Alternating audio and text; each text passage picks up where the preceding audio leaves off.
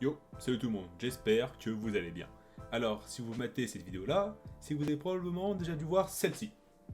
Celle-ci, cette vidéo-là, où je parlais de Record of Ragnarok. À l'époque, c'était juste un manga pas très connu, mais qui avait du potentiel. Et après, il y a l'anime qui a été annoncé, et qui est sorti sur Netflix, et maintenant, l'anime est là, et j'ai 2-3 trucs à dire dessus. Alors déjà, j'ai clair sur un truc. L'anime, il est pas ouf. Honnêtement, selon moi, l'anime, franchement, il est naze. Ce qui se passe vraiment, c'est que ce pourquoi on veut un animé, c'est pour de l'animation. Et à la fin de Record of Ragnarok, qu'est-ce qu'on n'a pas eu? De l'animation. Mais bon, à part ce gros point négatif, on a quand même eu 2-3 trucs plutôt cool. Par exemple là, si on regarde un peu la liste des seiyuu, bah, par exemple Suzuki Tatsuhisa, ça c'est un grand... Enfin, tous les noms ici présents, c'était des gens, mais vraiment... C'est des grosses personnes dans le monde des voix dans l'animé. Les musiques aussi étaient vraiment pas mal du tout. On a eu du Maximum The Hormone pour l'opening, c'est le groupe qui a aussi fait les musiques de Death Note, oui de Death Note. Le générique de fin était bourré de références aux combattants humains, et aussi un autre très gros point fort, mais qui fait aussi un peu point faible, c'est les plans fixes des personnages. En fait ce truc là, c'est du genre en fait ça s'est réutilisé, tous ces passages là de plans fixes. Dans le combat de Thor et Lubu, c'était mais de partout. Au total, il y a eu, t'as dû avoir combien 4, 5 coups, même pas. Le machin, c'est toujours pareil. Si tu commençais, t'avais l'initiation du coup un peu, avec un petit bout d'animation, soudainement une explosion, mais sa mère la chaude, et après, bah t'avais deux personnages qui étaient l'un contre l'autre, vraiment. Comme si l'impact était déjà passé, ou là en fait ils avaient déjà fait en fait, comme si c'était... Voilà, littéralement en fait, c'est comme si c'était déjà passé. C'est pas ce qu'on veut dans un manga de combat, dans un truc d'animation. On veut que ça bouge, on veut que ça aille dans tous les sens, on veut voir l'arme qui tombe, on veut voir le moment d'impact, on veut voir le choc. Et là, la place, bah on n'a pas vraiment ça. Après, dans le combat de Thor et de Lubu en particulier, il y a eu beaucoup d'explosions. C'était bien foutu. Pour vrai, c'est le seul truc qui, dans ce combat-là, a fait que ça allait. Ça allait. Attendez une minute. Là, on va passer au pire combat dans l'animé, mais que si le meilleur combat du manga. Alors, comment ils ont fait pour autant chier sur le combat de Adam et de Zeus? Alors déjà, le truc, c'est que ce combat-là, bon certes le thème c'était le père des humains contre le père des dieux, mais c'est surtout que le combat était extrêmement basé sur la vitesse. Extrêmement basé, ça veut rien dire. C'était tout basé sur la vitesse, fallait que les coups soient mais ultra rapides. Lorsque t'as les coups de Zeus qui vont de 0,1 à 0,01, 0,001, etc., etc., jusqu'à ce que le machin, ça soit mais même pas une millième de seconde, c'est... Voilà, littéralement le coup il arrête le temps, j'oublie le nom, je crois que c'est Titanos Shock, un truc comme ça, je sais plus exactement.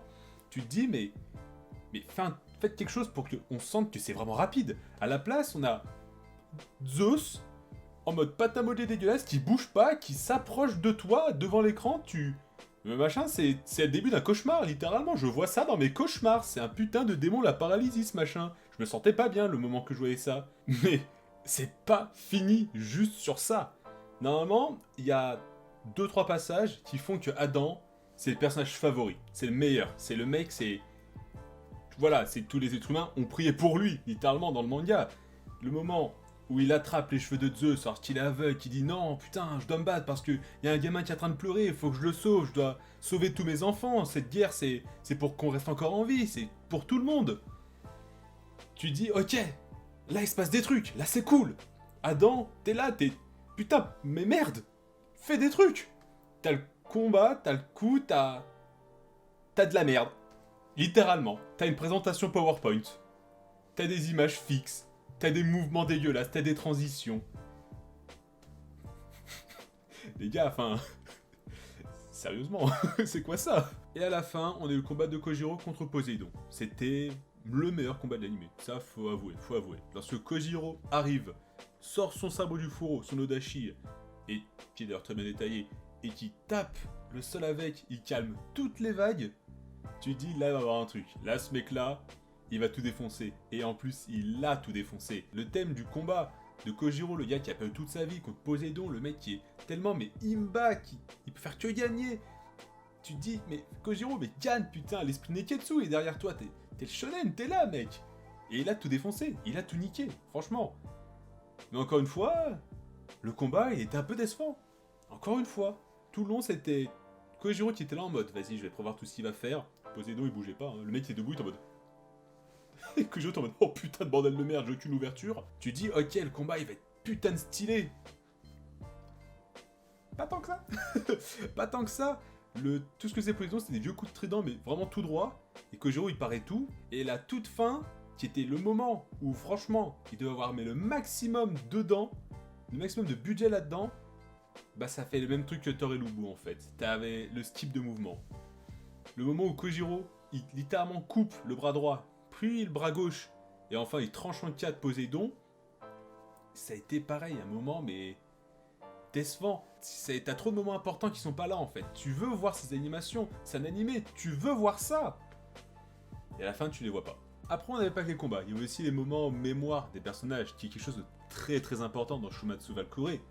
Record of Ragnarok, pareil, voilà, Vakia, Apocalypse, hein, voilà, les trois noms, c'est bon, maintenant vous les connaissez. À la fin, les humains, ils étaient encore une fois mis en avant, plus que les dieux. Genre celui d'Adam, littéralement, il a doué mais 12 minutes sur les 20 de l'épisode, alors que Zeus, mais c'était même pas 3 minutes, hein. Le mec, il est juste là debout à voir son père éclater au sol, et c'était tout. Même celui de Thor et de Poséidon, c'était tellement nul à chier. Passage mémoire de Thor, j'ai pas aimé comment c'était, enfin, c'était un style genre vieux livre, etc. Moi, j'ai pas trouvé ça beau. Et celui de Poséidon, il était ultra décevant. Normalement, Poséidon, c'est un mec qui il arrive, il s'assoit, il pose les pieds sur la table et il dit juste les mecs, maintenant on n'est que 12 dieux, je sais pas qui c'était à Damas, j'ai jamais entendu parler de ce type. Hein. Quoi, j'avais un autre frère? Aucune idée. Mais là, le mec, il avait rien d'intimidant, il faisait pas peur. N'importe quoi aurait suffi, hein. Une aura de mort autour de lui ou un truc dans ses yeux en particulier. Il n'y avait rien de tout ça. Pour moi, c'était juste un mec banal. Alors la question se pose, est-ce que l'anime Record of Ragnarok était bien? Si vous avez pas vu le manga avant, vous avez dû passer un bon moment, un truc plutôt cool, c'est plutôt sympa. Mais si vous avez déjà lu le manga comme moi, et vous avez vu après l'anime, vous êtes déçu. Moi j'étais vraiment grave déçu. Le meilleur truc à faire, c'est, pour ceux qui connaissent pas encore le manga, lisez-le. Vraiment, lisez-le, parce que vous allez passer un bien meilleur moment sur le manga que sur l'anime. Il y a des meilleures animations, littéralement. No joke, il y a des meilleures animations dans le manga. Mais donc, on peut se demander comment ça se fait que Record of Ragnarok, c'est comme ça. Pourquoi est-ce que l'anime, il est devenu comme ça, en fait? Alors, le studio qui l'a fait s'appelle Graphinica. En cherchant un petit peu... Oula, Graphinica, s'il vous plaît. Je sais plus écrire Graphinica, mais c'est pas grave, Wikipédia, je suis sûr que je vais trouver. Pas du tout. Non, Graphinica, je sais que c'est un studio qui est plus du genre à aider les autres studios plutôt qu'à en faire eux-mêmes. Ils en ont fait 2-3 Meuf Love, Tokyo Mew Mew, Hellsing, Record of Ragnarok, OAV, Record of Ragnarok, ok bon. Et voilà, et en fait, ils sont plus du genre à aider les studios plutôt qu'à en faire eux-mêmes. Et je pense que cette lancée de Record of Ragnarok, c'était quand même beaucoup, c'était quand même gros, parce que un chapitre du manga, t'as un mois, enfin ça sort par mois, donc c'est énorme, et les détails sur les personnages, mais c'est abusé ce qu'il y a pour de vrai. Il n'y a pas trop sur les décors, mais sur les personnages, c'est vraiment énorme. Mais c'est ça en fait, je pense qu'ils ont dû être trop gourmands. À la fin, si tu regardes vraiment dans l'animé des images des personnages, leur style, Brunhilde, Lubu, Poséidon, ils sont ultra bien détaillés. Mais dès qu'il y a un bout d'animation, t'as pas en fait. Donc à la fin, je pense qu'ils ont trop voulu faire fidèle au manga, mais c'est un animé d'action, enfin c'est un manga d'action qu'on voit en animé. Donc ce qu'on veut, c'est de la vitesse, on veut voir les vrais mouvements, on veut voir des trucs. Et je pense que ça vraiment, c'était le mauvais choix. Fallait pas faire comme ça.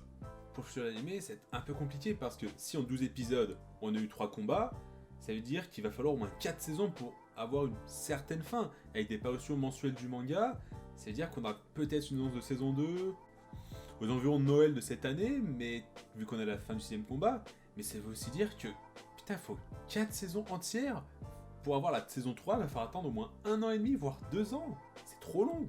Déjà, le combat de Jack contre Hercule, je pense que ça ira dans l'animé. Déjà, il va pas avoir beaucoup d'animation parce que c'est pas trop de corps à corps. Jack il va mettre 70, et Hercule il en fait 5, donc voilà, il y aura pas trop de mêlée. Mais aussi, c'est que le thème du combat est très conflictuel. Parce que t'as d'un côté Hercule, qui représente les dieux, mais qui était avant un humain apprécié par ses amis, sa famille, etc. Alors qu'à côté, il y a Jack, qui lui représente les humains, mais aussi est un tueur en série. Il représente la malice en même temps, et voilà, lui il se bat, il tue les gens pour...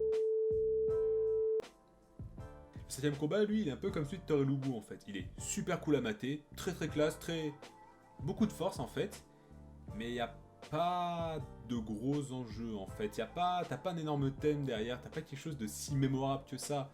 Donc à la fin, il est cool, mais pas transcendant. Et par rapport à l'animé, enfin s'il y a une saison 2, va être compliqué là, parce que va avoir beaucoup d'effets de physique, de corpulence, de corps à corps, c'est que du mêlé, donc voilà, va falloir un peu step up le game sur le coup. Et enfin, t'as le 6ème combat qui lui, il est beaucoup plus dans de la couleur en fait. T'as d'un côté un personnage très noir, sombre, glauque et mauvais, contre un qui est beaucoup plus blanc, pur, transcendant, il est lumineux quoi, il est... Voilà, t'as cette idée-là, c'est pas justice contre mal, mais c'est le côté sombre des choses contre le côté positif des choses, enfin pas positif, mais le côté pur. Et en plus, t'as quand même un combattant de chez les dieux qui décide de se battre pour les humains. Donc tu te dis, mais pourquoi attendre 6 mois à voir l'animé alors que tu peux déjà lire le manga? Alors, pour finir, donc... Ouais, j'ai salement taclé l'animé, ok, bon, j'avoue. En même temps, enfin... Par rapport à ce qu'on a eu, par rapport à ce qu'on a vu, le manga est juste bien mieux. Si c'est pour avoir ça, le manga est juste bien mieux.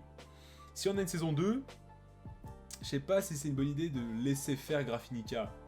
Moi, ce que je pense, c'est qu'il faut prendre un autre studio, n'importe lequel, je sais pas, n'importe lequel, et juste que Graphinica reste à côté pour continuer à être support, parce que si on les laisse tout seul à faire, le studio il est pas si gros que ça, si on a une saison 2 pareille, à la fin, ça va mourir, on va pas pouvoir avoir de saison 3 à tous les coups, donc... Ouais, je pense qu'il faut au studio, Graphinica derrière, et continuer pour une saison 2, et après peut-être 3. Bon, je pense qu'on va s'arrêter ici. Comme d'habitude, j'espère que cette vidéo vous aura plu. Likez, dislikez, abonnez-vous si c'est pas déjà le cas. Mais aussi, dites-moi dans les commentaires si vous avez pensé de l'animé pour de vrai. À la fin, ok, il était cool, mais pas si cool que ça. Donc bon, sur ce, je vous dis salut, et à la prochaine.